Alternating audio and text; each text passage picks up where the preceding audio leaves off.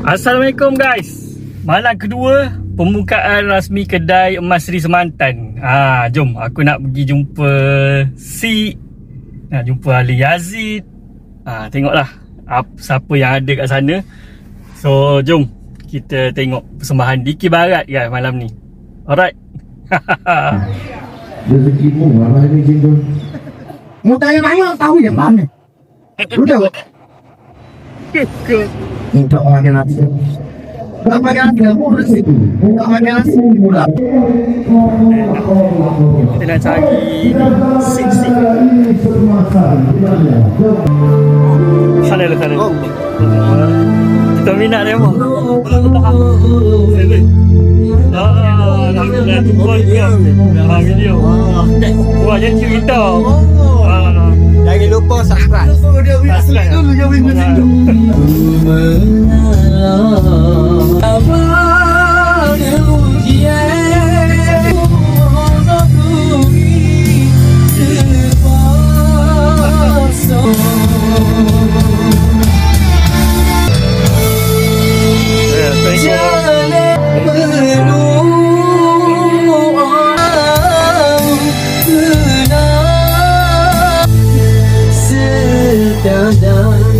Siap kan kakak?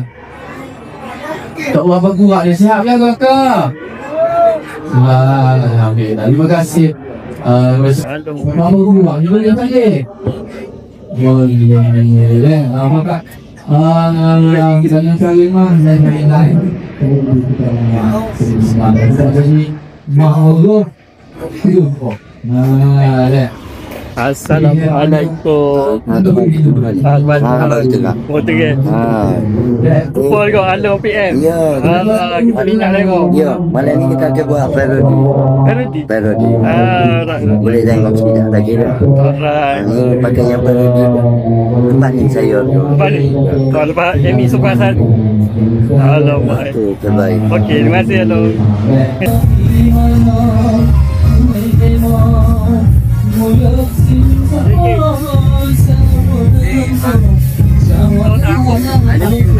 Ada ni jom. Jadi waktu bagaimana? Okey, kita teruskan lagi. Kita nak balik artis yang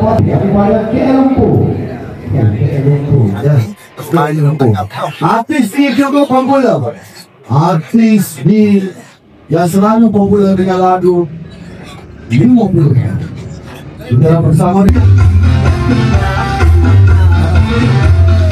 Bayangin maman menjual pagi pakai baju pagi lakuannya. Hey! Wow!